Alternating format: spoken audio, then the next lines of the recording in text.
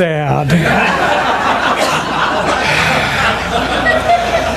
You know, when I woke up this morning and I once again looked at the title of my talk that said, what?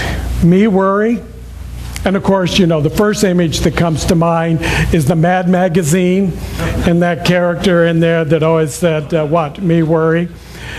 And then I thought about, so how am I going to present this in a place of gratitude and uplifting and inspiration? And I thought, I'll show up because this community is so vibrant and so energized, and that was really sad. So here's what we're going to do about this. Because I have an idea for me, that there are like 3 places in the world that I consider to be the happiest places on earth.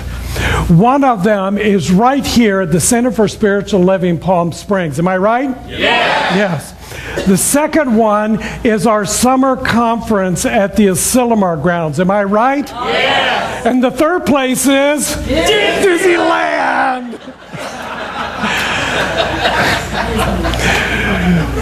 So in order to keep this energy going, in order to bring us to this place of joy and happiness and gratitude, on my way here this morning, I decided we're going to take a bus trip to Disneyland. Yeah. So I'm thinking now, I'm just thinking out loud because this just happened this morning, that probably the end of January, the 1st of February, someplace around there, we need to like book a bus and take like a Saturday, and we'll leave like really early in the morning because we want to spend the whole day there, because when I show up at Disneyland, I want to be at the gate before they open, and I want to be there when they close the gate and they push me out. That's the way I need to do it. So I have to go by bus because I can't drive after that. I've just become delirious. And I think it would be just absolutely wonderful if we went as a community to Disneyland. Are we in? Yeah. Okay. So I know Rick is going to want to, join with me on that and help organize this, put it together. I know Gadabout Tours can get us a bus. We can figure out the price, and we'll do this. And I'll even wear my Tigger costume if that's what it takes to get everybody there. So let me ask you again, how are you doing today? Great! Yes. That's where we want to be. That's what we want to do. That's what this teaching is all about. I tell you time and time and time again, science of mind, religious science, is less about religion and little about science, and mostly about philosophy.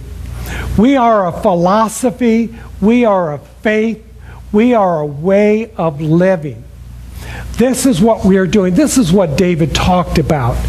He stepped into an opportunity where he said, this way of living no longer serves me. It no longer works for my highest and greatest good. And so he began to do the work within himself in order to make that change happen, so that he could move into a place that where the way he was living, the life he was living, was something that supported him. And he was absolutely backed up, guaranteed eternally by the universal law that says, whatever you so desire that is in your greatest good is already made available. It's as if the kingdom of heaven is right here, right now, within you. So it's not the book, it's not the class, it's not the facilitator, it's not the object out there that's going to bring forth that greater joy and happiness in your life.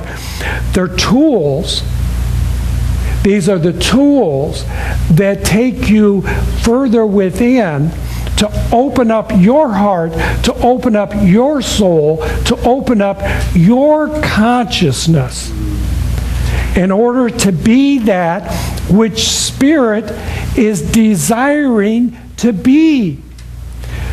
That idea of Spirit, that idea of the infinite intelligence, God, whatever you want to call it, something that created all of this, that was the first cause, out of itself said, I want to have an experience. So I'm going to manifest and demonstrate this physical world. I'm going to populate it with people, and I'm going to be in all of it for the experience that I desire. And in order to have it to be the greatest experience that I could be, I'm going to allow for it to have this idea of choice, free will. Sounds a little crazy to me, but it's like, think about this. Okay, so I want to have an experience in the world. I'm going to create this object, this form, this body, and then say, you go do what you want to do. And then it like really messes up. It stumbles, it falls, it attacks each other, and it looks like it's in lack and limitation. And this is Spirit going, and I created this? What was I thinking? Where was I at?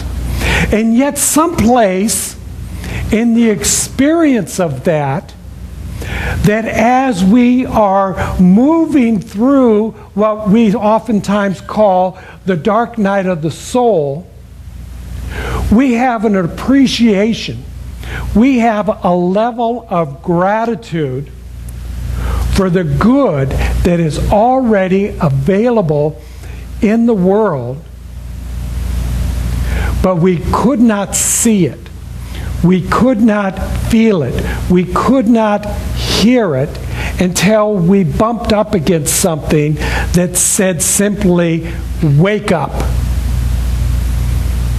The power and the presence is right there within you, bringing forth all that is already made possible. In every faith, every tradition, every culture that I have ever looked at, visited, studied, and been participating in has in some way said that's the truth. That is the principle. That there is only good, and how we choose to work with that, how we choose to use that, how we choose to express that, is the conditions that we bring into our life. So you can take your good and you can turn it all around so that it looks backwards and it comes out D-O-O-G, Doog. I don't know what that means, but it was kind of like, it's not what you wanted. It's backwards. It's kind of like gooey. It doesn't work. And we start dragging ourselves through life because we've taken our good and we've turned it around. And we kind of like take it and we throw it out and see where it sticks. And then it kind of like, goes down the wall. And then we think, well, that's not good. That's not working. And so we look out there and we see all of this garbage out in the world, and then we begin to believe that that is reality. Oh, that must be real. That must be the reality. And when we look at that, and that's all we look at, then we really easily and understandably begin to move into ideas of lack, limitation, depression, dis-ease, disharmony, all of the other conditions of life that set us up to reawaken into the possibility, into the potential of something that is already